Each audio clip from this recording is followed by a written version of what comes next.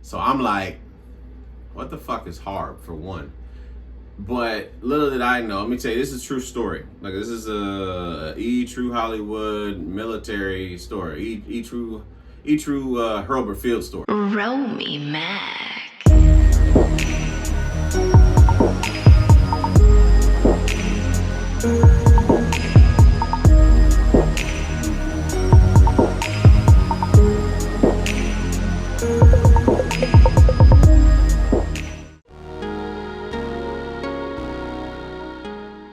What are 3 things you wanted that you're grateful for that you didn't get in life? I know I took a little while to say that shit out, but I wanted to make sure I said it right without getting tongue-tied. But 3 things. One of those things for sure was getting married early. Thank you, Father, your universe, all of that, because damn. I mean, if I were, if I had it my way, in my rebellious ways, going into the Air Force, and I decided to marry that individual, I don't believe that it would have went well for me. Just knowing how the courts are with men in divorce, because young, rebellious, they didn't have anything going mentally. You know what I'm saying? I think that was just more about a survival move, just trying to get away from the establishment, if you will, of like being told what to do, having issues with authority, and just wanting to be seen, really. That's it, seen, heard, and loved. Those actions, everything I did was just for love. You know what I mean? So I look at that situation as, thank God I did not. Thank God. I mean, I backed out in a cowardly way. Don't get me wrong. It was a bitch move. The bitch move. Wrote a letter. It was a bitch move, hands down. Looking back at it, but I look at that moment and I say, what would my, I look at how my life could have been had I got married at 18, knowing I didn't know shit about the world. I mean, the only thing I knew was the inside of my home. You know what I'm saying? And didn't give myself a chance to branch out and see different things. When you got that puppy love shit when you're a kid, that's all you know. You know what I'm saying? All you know is all you know. But to actually go into the world and see that you don't like grape juice, you don't like kiwi, you don't like strawberry juice, or this personality, that personality, recognizing that you really don't fuck with women that operate in their masculine. You know what I'm saying? And I believe I was headed on the pattern for that because that was familiar to me. That's what I mean by that. But and what did I know? I didn't know a damn thing about leading. Puppy dog for her. Not as much, right? Because you did what you did, right? But in hindsight, it was the best decision that I'm glad I didn't go through with. Because I really did want to do it. It was coming from a rebellious point in my mind, trying to do that. And then number two, the second thing I would talk about is me trying to quit the Air Force.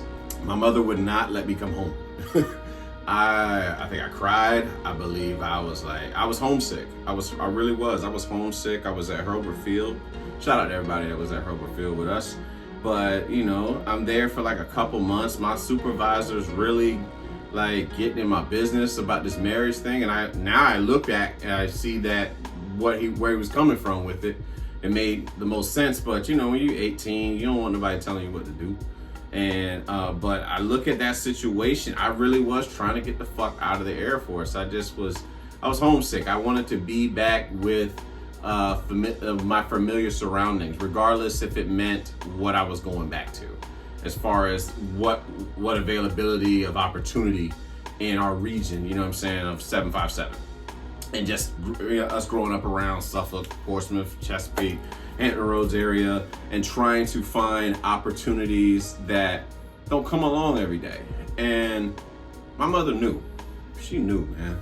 She knew. Like I said, I could never repay my mother for what she did for me that I could not see at the time, as far as staying in the Air Force. Because it allowed me to have the life that I have currently. Had I not gone through with that, I wouldn't be doing what I'm doing right now. That doesn't mean that I wouldn't be successful in something else, but as far as like what I've grown to know, my life and what it's grown to be, had I not done that, you change one thing, me not coming to the Air Force at that point in time, delayed enlistment program, I was in it, somebody got pregnant and I ended up getting a call. You change any of those things and I don't have anything in which I have right now. So, and all that started with just a mother that wanted her son to do something with his fucking life, who had no fucking idea what he wanted to do.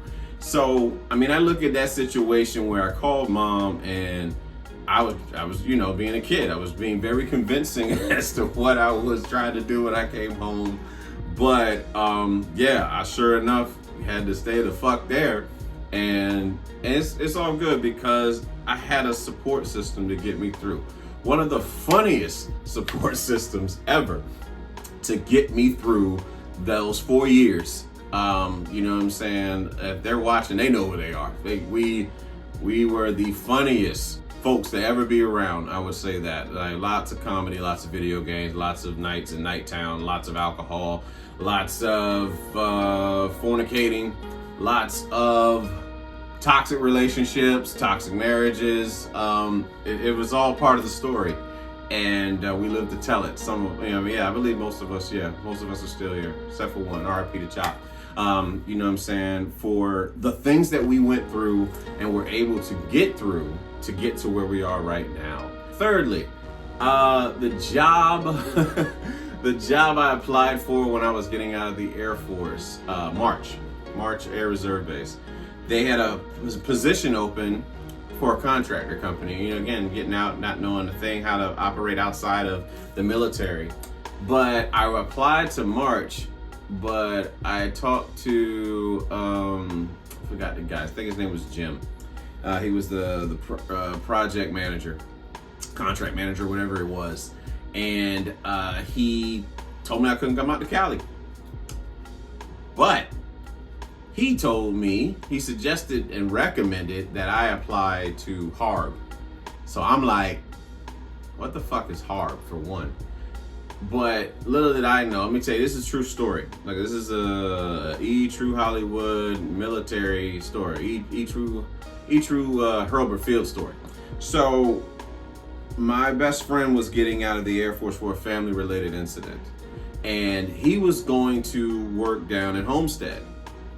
And what he did was say that he was going to talk to the airfield manager about holding a position for me, possibly getting out of the military. And I'm like, okay, because I still don't know what the fuck I'm going to do with my life. So, you know, I ain't thinking of nothing. Literally, this is the day before I got the email from Mr. Jim. We'll just call this man Mr. Jim until I remember what his last name was. Might have been Jim Parker, something like that. But he emailed me And he said, what do you think about going to Harb?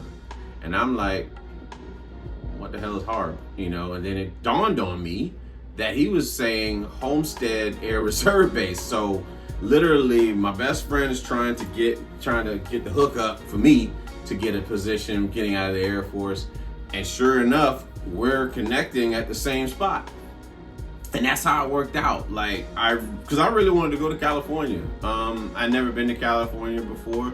And I was just trying to find something to do. I didn't know that there was a position open for me. But when I was able to take that position down in Homestead, that's my life right there. That was a love for me.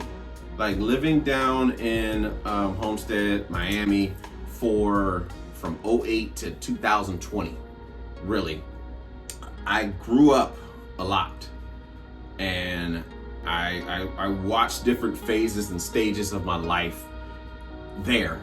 Of course, I was a young parent, no idea how to be a parent, especially from afar, and with poor communication skills. I'd say on both ends, it was very much a challenge for all parties involved, right?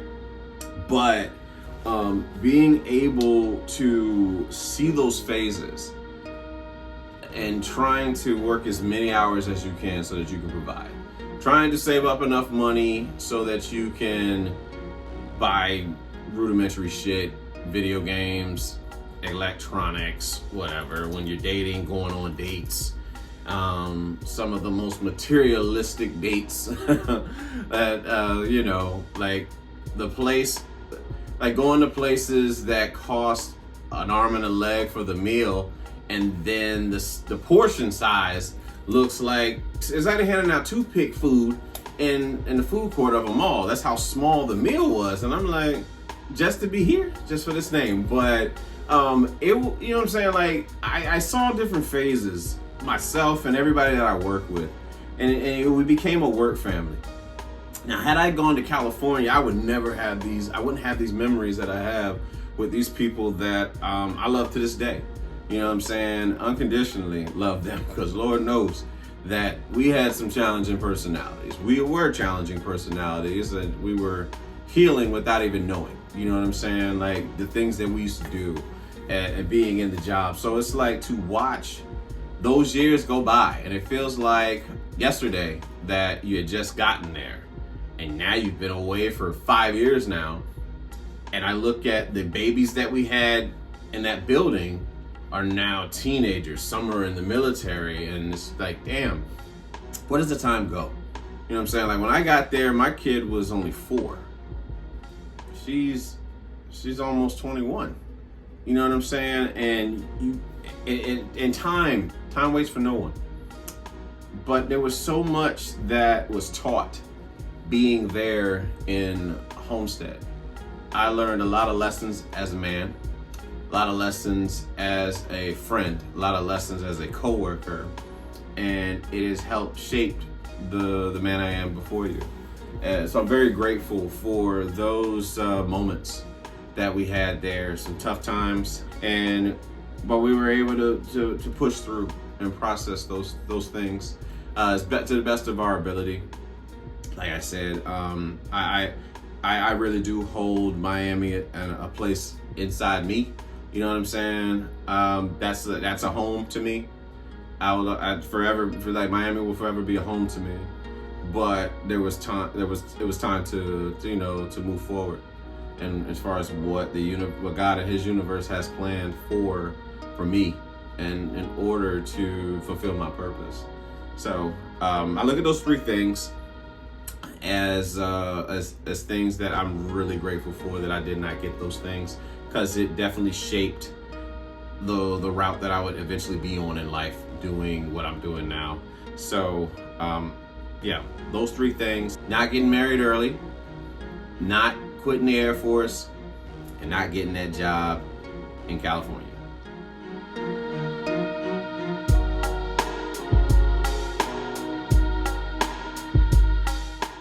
What do you remember about your grandparents? First off, I never met my father's dad. He passed before I was even conceived. But I've seen pictures, I've heard stories, and not the most pleasant. Not the most pleasant, but nevertheless, I wouldn't be here without him. So I'm very grateful to him for his contribution of getting me right here.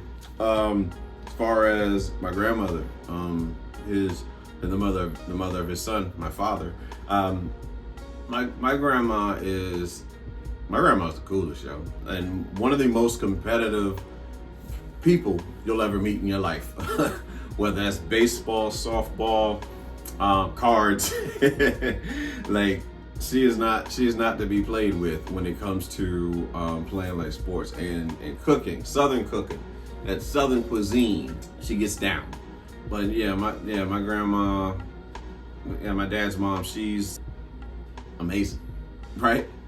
I don't think she realizes that how amazing she is, but like the times that I've got to spend with her, they really weren't that close growing up, but the times that I've got to spend with her, man, like I love seeing her laugh. I love seeing her smile, because I see my father and I see me. You know what I'm saying? It's spitting image. Let me tell you, spitting image. My father and his mother. Yeah, just like that. Just the times being able to spend with her. Recently, had lunch with her. And just we just kicked it. What was it? We watched The Equalizer with Queen Latifah, and I think In the Heat of the Night was on prior to that. You know how that go. For everybody who grew up at grandma's house, know about In the Heat of the Night. Like I said, very competitive, a loving woman, a very loving woman, and don't play either. You know what I'm saying? Definitely don't play when it comes to discipline and all that, especially for my little cousins and things like that. But it's all coming from a loving space. You know what I'm saying? As far as the world in which she grew up in and what she knew.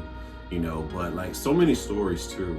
I'm still trying to pull more stories. I remember her sharing one about how they used to play by the tree and swing into the river or lake. Yeah, in the damn river. Swing into the lake.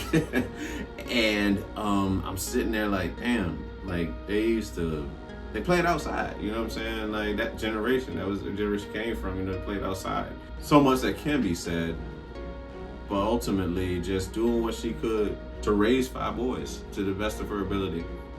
And like I said, I wouldn't be here without her. So thank you to my grandmother for that. Now, for the other side, yeah, we spent more time there. And I think it goes for some, you know what I'm saying? Commonly, you spend more time with your mom's parents than your pops. Sometimes, depending on your family and dynamic and communication skills as far as how you do that. But I've talked about Sarah Long many times on this platform. Really, it's really not. It ain't enough. Ain't enough time to talk about the woman's impact on my life personally, as well as the other members of this family. Our strength, the strength of a woman. If my grandmother hasn't taught me anything else, she's definitely taught me that, and grateful for it. Some other things taught, but my grandmother showed me the meaning of survival and taking and looking after children. You know what I mean? The young babies, making sure they're good. Funny as hell, all day long. My grandmother, my mom's mom, is funny as fuck on many levels, and cook her ass off too. You know what I'm saying? Very grateful for that. Now she don't cook like she used to, because she's gotten up in age. But let me tell you, those summers, those times visiting during the year, those holidays, Miss Sarah got busy in the kitchen. Another competitive person, a cheater at Uno, let my mom tell it, and a decent spade partner too. But Miss Sarah, I love you. You know what I'm saying? Like I said, I think I've spoken a lot about you, so I won't go too much into detail with that. As far as my mom's dad, biological father, that is. What I remember about him, there's many things that can be said about Bobby Fields. Bobby Fields did a lot. Let's just say that. Bobby Fields did a lot, but the times I got to spend, I'll speak on the time I spent with him. I met him, I think, I want to say what I remember. I met him only a few times. And it was cool, you know. Anything else, he looked after grandson. I think we went to McDonald's one time, sat in like the old ass diner of McDonald's, and just talked. That was actually me, my mom, my grandma Sarah, and my brother, and I think I had my little cousins with me too. But just looking at him, he was a dresser. He fathered a lot of children. That's for damn certain. But like I said, when those times I met his then girlfriend, and then I would meet my cousin, and we played video games together. That's really all I did, from what I remember. I don't really have nothing like to go into details with, but in the times I met him, tall, you know, I can definitely see him in my mother's face, you know. Definitely in my uncle. My Uncle Rabbit looks exactly like Bobby Fields, let me tell you. I have a lot of his characteristics in some ways that I don't really know much about him. But he lived a life worth talking about. Let's just say that. And I really don't. If I don't have any time to talk about somebody, it's definitely my grandfather. But I'll just say that I'm grateful that he got me here. That's enough. We'll say that. Like I said, he was a smooth dresser. Drove a few nice cars, from what I saw in pictures. And there's a lot of good and there's a lot of bad about him. You know what I mean? I don't really believe I'm authorized to kind of share such, but from the stories that I've learned, he lived a life. But it just sounds to me like, you know, trauma. And he was just living in survival, and you know, that's really it. You know, it was a very interesting personality. But all in all, grateful for him getting my mother here, so that I can be here too. You know what I'm saying? Me and my brother, and again, just those genes and all my cousins and my uncles, my aunts, galore, and I do mean gaylord. You know what I mean? Galore as far as that goes. But I know more about him through stories than I do personally. We really weren't that we didn't have enough time to get that close to him. But he passed away when I was 12, if I remember. And then there's my mother's stepdad, Buddy Long. Right. From my understanding about him, I mean, he used to keep me home from church on Sundays so I could watch wrestling with my cousin Richard, because he was not going to go to church. Not all the time. But we got to stay home and watch All-American Wrestling. We got to eat the food that Grandma made that Sunday morning. And, you know, he used to let me sit on his lap and watch whatever TV, mainly wrestling.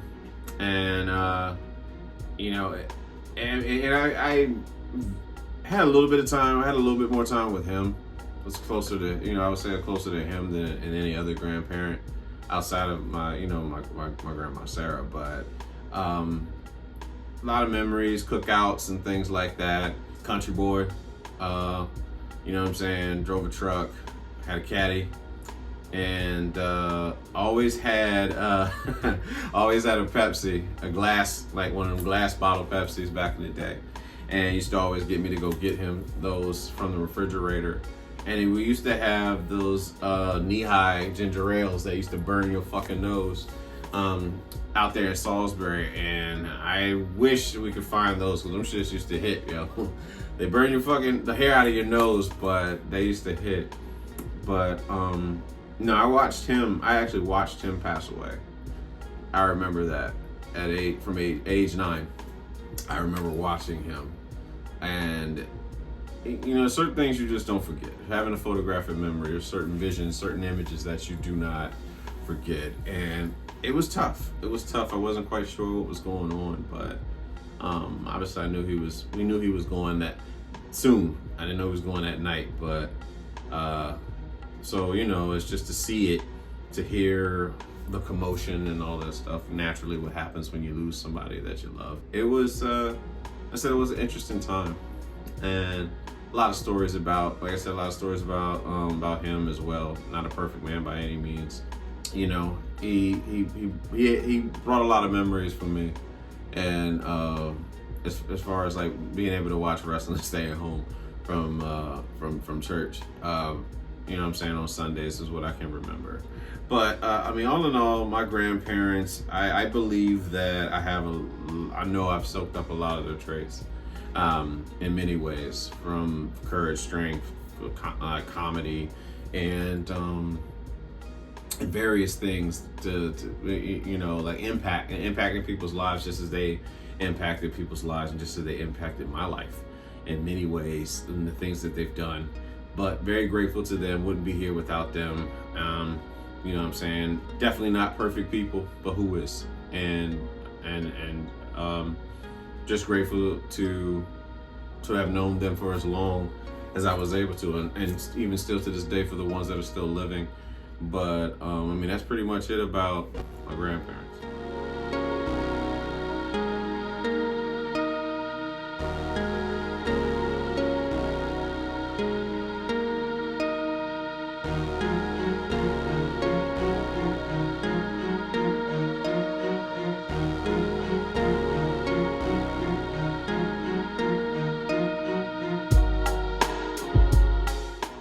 What game show did you want to be on as a kid? Double Dare. Yes, Double fucking Dare. Mark Summers made them prizes sound like the business. I mean, watching it as an adult now, it's like looking at it on old episodes on YouTube.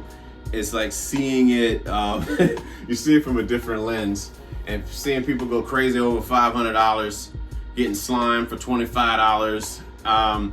But I wanted to go up there, obviously, like with a friend, and then of course they used to do the family Double Dare.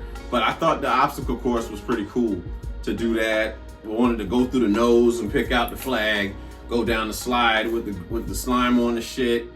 It was fun. It was fun watching that as a kid.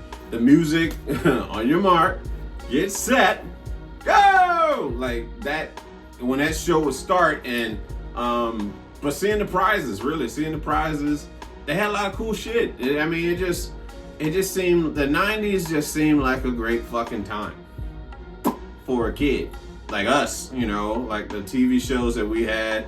Another TV show that I really wanted to be on was American Gladiators. And American Gladiators was like, it's like seeing wrestlers do various like obstacles and shit. That shit just looked fun. I remember Gemini, the black dude. Yeah. And we used to have I think we had the Nintendo game for American Gladiators, but it used to come on, it's like a competition show. You know what I'm saying? But it looked so dope to me as a kid. I was like, man, I wanna be able to compete in that thing.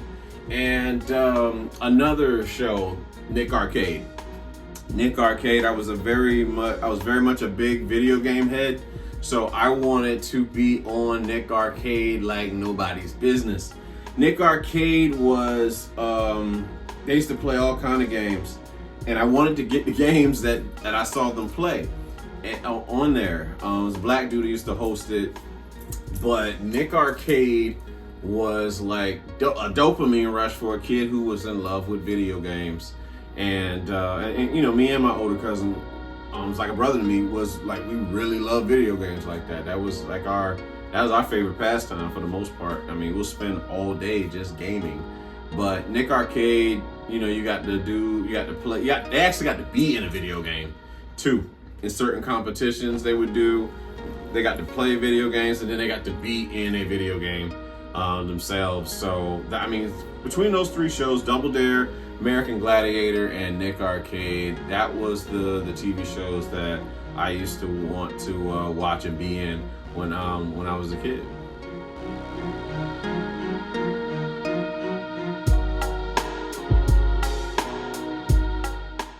Why does style matter to you?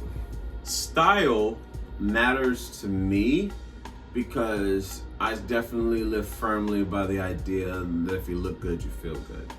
You know what I'm saying? Like, I remember always dressing down and all that stuff, but then like when we have church, when we have to like go to like a dance or something like that and actually put on a suit, the reaction that you would get was nice. You know what I'm saying? It's a good feeling. But I mean, I really wanted to get into style as a kid, but my parents weren't about putting all that money into that bullshit. I had what I needed, you know what I'm saying, to get through the school year. Let's just say that. But as far as like being an adult and getting into style, I credit all of that to my then girlfriend and then my brother for helping me switch from that franchise boys face of wearing 4X shirts on a 50-pound frame, baggy jeans, Timbs, you know what I'm saying, athletic shoes and all of that, into wearing more fitted clothes, more appropriate to your figure. And it was an interesting transition because I started to come up with different ideas, even though I was still not. It wasn't quite there yet, you know. It wasn't quite there yet. It's a little bit better, but it just wasn't. It wasn't quite there yet. But for me, style matters to me because of presentation. You know what I'm saying? Like, presentation matters in every aspect. You know what I'm saying? Like, of how we carry ourselves, how people treat you. Now, is it right? No. I believe people should treat you as just as human. You know what I mean? But for whatever reason, when you're more appropriately dressed for the occasion or just dressed well, people tend to talk to you with a little bit more respect than they would if you look like a hobo, as they say, or just look like you're not put together. And again, it's shallow. It's very shallow. But this is the society we live in. But I like being able to put together different attires and different various styles, you know what I'm saying, and make that shit pop. And not just be, you know, just about like even something like this, being able to wear like a jersey with something and it come out dope. Being able to wear a hoodie, it comes out dope. Being able to wear a graphic tee with something and, you know, it comes out pretty smooth, or just a plain white tee. You can never go wrong with a plain white tee. That just works for everything, whether you're working on a car, whether you're, you know what I'm saying, like 50. Every time 50 does like an interview and he's not in a suit, he's in a white t-shirt with a fitted cap. And it looks nice, you know what I'm saying? Especially like if you work out, it looks really nice when you wear like a white shirt, a neutral color, like a white shirt, a black shirt, a gray shirt with a fitted. You know what I'm saying? As long as you're fitted. So, I mean, so style, it's just, it's hard to explain the amount of the dopamine rush that you get by being able to pin something together and like, I'm gonna kill these motherfuckers when I step out. You know what I'm saying? Like, that is, it's a great feeling, but ensuring that you do it for yourself. Now, what I will say is that being down in Miami, like I said, with my brother and my then girlfriend, my ex-girlfriend, and what they taught me a little bit about fashion, because my brother was killing in high school. I'll give it to him. Him and his friends, they were really much, they had fashion down, at least that style that was going on back then. But I was still outdated. You know what I'm saying? I didn't really change much. I was wearing the same clothes I was wearing from high school. And now he's in high school, and there's a 7-year difference between, 7.5-year difference between us. So you work that out, you know what I mean, about being outdated.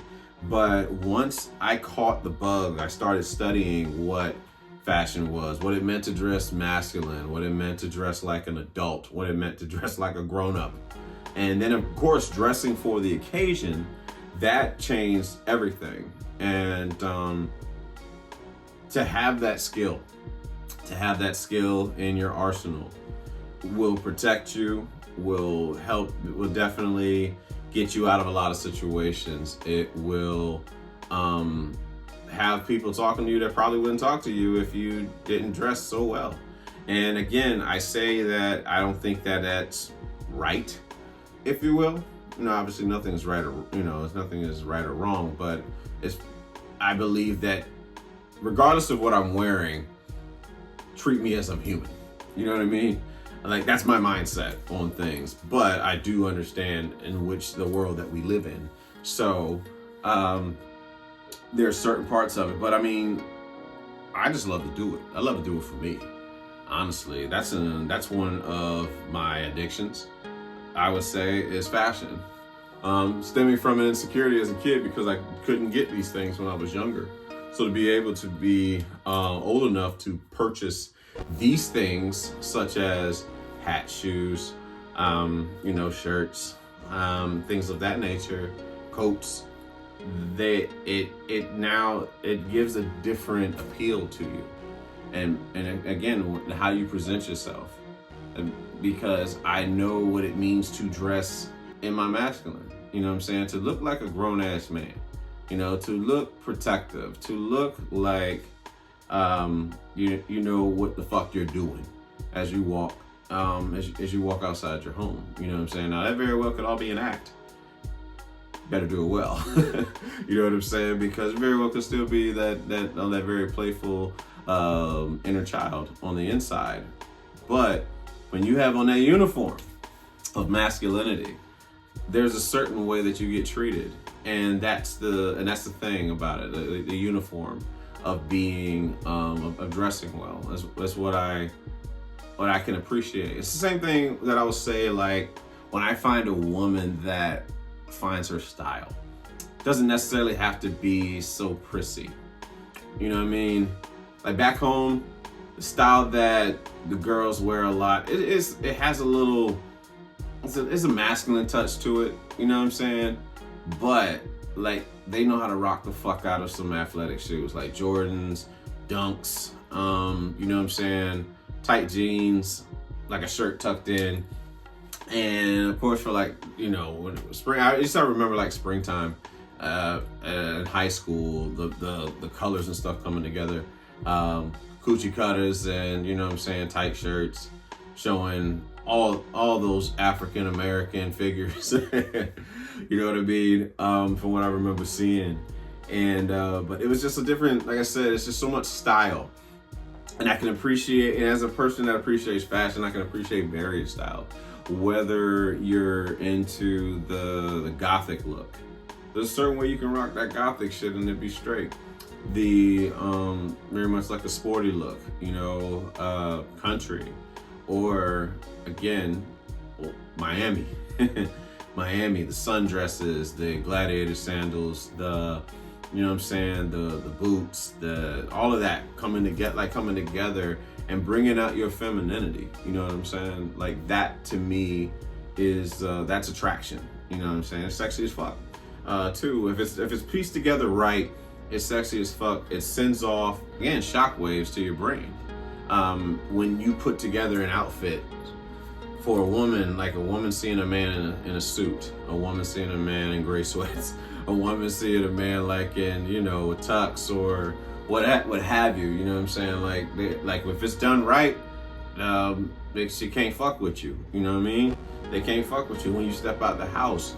When you, as a woman, are tapping into your femininity, rocking your dresses the way that you do, tops, bottoms, all that shit, skirts, all of that put together, like, you feel good about yourself. And when you look good, you feel good, and that takes care of like a lot of other things. You could be having the worst day ever, but you put effort into yourself, and it might be just enough to get you through. Just enough to feel good about yourself. I mean, that's how I see it. There are days where I'm not feeling the best. I'm not feeling the greatest. But when I can piece together an outfit, you're like, fuck that shit, man. We got a little bit of confidence. We're just going out here today. We're gonna fake it till we make it. You know what I'm saying? We're gonna create our own destiny. You know what I mean? So, I mean, essentially, that's why I like style. Style matters to me because it makes me feel amazing, if you will, about myself and others. Really, you know what I mean? I respect the various styles of fashion when done properly. You know, don't get me wrong. There's some that don't necessarily care about fashion. It's all good. This ain't for you. Some people in the cars, some people in the sports. Some of us are in fashion. You know what I mean? And like being able to piece that stuff together. So I can appreciate one that does. I don't shit on people that are not into fashion, but I can appreciate the ones that are. And like seeing how they take the time to style this thing, to pick this shit out, and putting it all together, because it's an art and a science to it though too. So it's just like learning to study that. But to me, that's why style matters to me. It makes me feel amazing.